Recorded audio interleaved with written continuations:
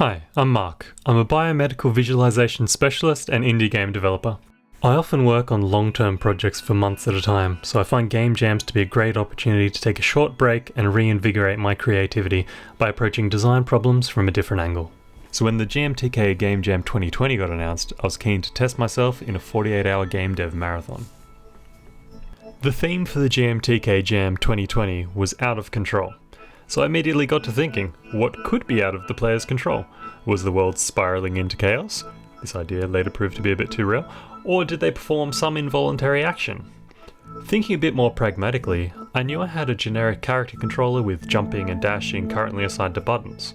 What if I used this controller, but I took away the player's ability to use these moves? What if they only had control of the character running, and they were forced to jump and dance to music, like they were bound to the rhythm? Prior to writing my first line of code, I set out a rough timeline for myself in the form of each day's goal. Day 1. Have a functional game. It doesn't matter how ugly it is, it just has to work. And Day 2. Have art, levels, a bit of polish, submit the thing, and go to sleep. The first thing to do was get the drum machine system working. So using C#, I coded a system that let me set a pattern's length, its beats per minute, and a list of moves. And as it worked through this pattern, it would send messages to my character controller telling it when to jump and when to dash and so on. So far, so good. Jumping and dashing felt fun, but I kept thinking about the rule of thirds and applying it to game design, so I decided to add a fireball mechanic.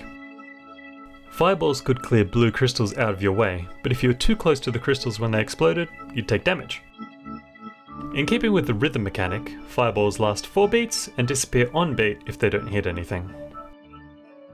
With all of the gameplay implemented, and feeling pretty optimistic about finishing on time, I implemented an intro screen, which would count the song in like a metronome, communicating the BPM of the level to the player, and a windscreen, which upon finishing the level, showed the player how many stars, or in this case, notes, they had collected. The intro and windscreen interfaces retrieve strings for the song name, the post-level message, and the count-in numbers, allowing me to get a bit creative with how levels are introduced and concluded. I also added signposts, which would pop up a little help message on screen when the player stood in front of them. This would let me add little bits of flavor text around the levels and point the player in the right direction if they got stuck. At the end of day 1, the game looked like this.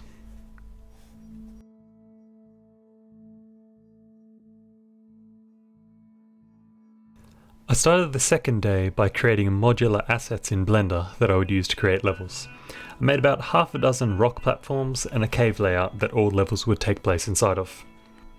In Unity, I gave these objects triplanar shaders so that the upward facing surface would be a lighter colour than the sides, communicating the possible path to the player, whilst letting me as the level designer rotate the pieces any way I pleased and still have them look correct.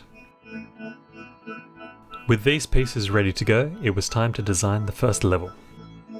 It was important that the first level taught the players how the game worked in a way that felt natural. I didn't want an explicit tutorial, I wanted them to learn by playing. The fundamental element of a platform game is the jump, and this made for the perfect introduction to how the game works. At first, the player could only move around in this lower area, meaning they either fall into lava and are taught a lesson there, or they collect the spinning power-up and see their character start to jump on beat, allowing them to progress to the raised section of the level and follow the shiny things to the goal. The level was low risk, failing most jumps just landed you back on the lower part of the level. With the first level sorted and the visual language of the game established, I then created the rest of the levels. Given that people would only spend maybe 3 minutes with a game jam game, I settled on 5 levels for this version. Next, I created some icons for the abilities, updating the UI to be more informative. I then used the vector files of these icons to create the in-game collectibles in Blender. As my time started to dwindle, I realised I wouldn't have time to create music for the game. And being a rhythm game, this was a bit of an issue.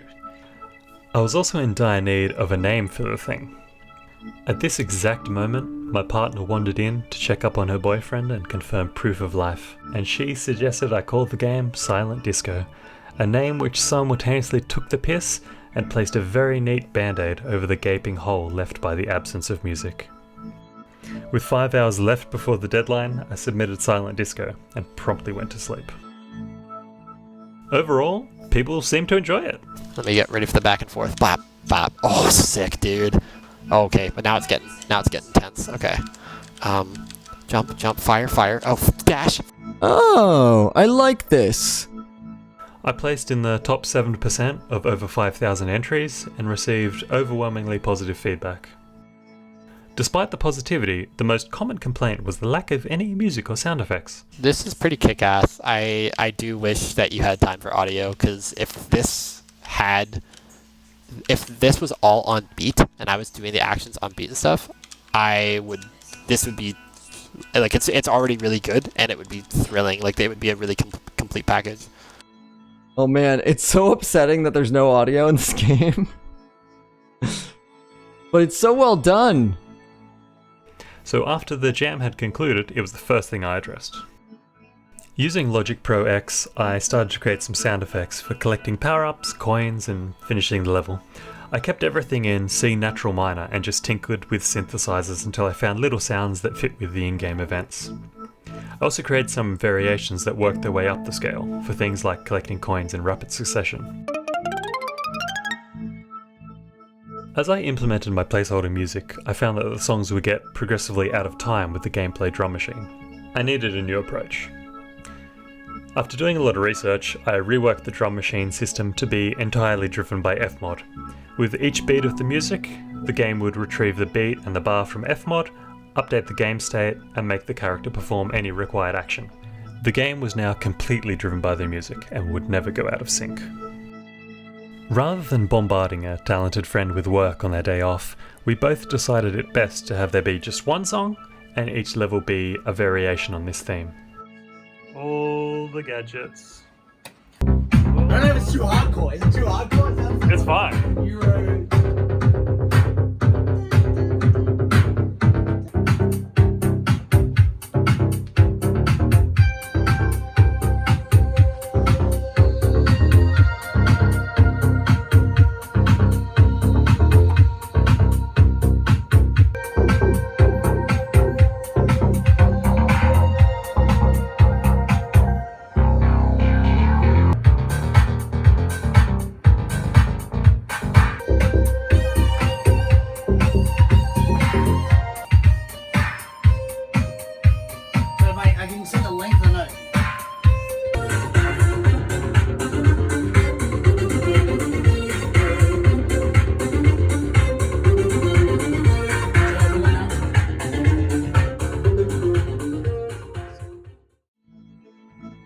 The music was done, and it was time to chip away at the quality of life improvements.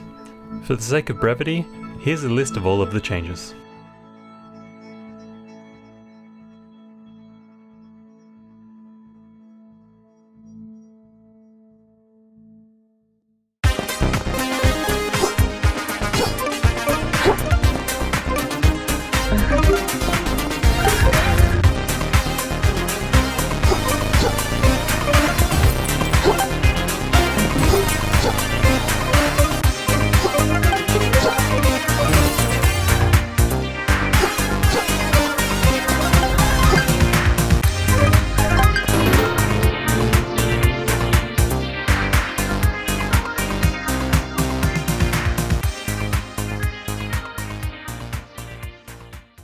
If you'd like to play the post-jam version of Silent Disco, please check it out on itch.io.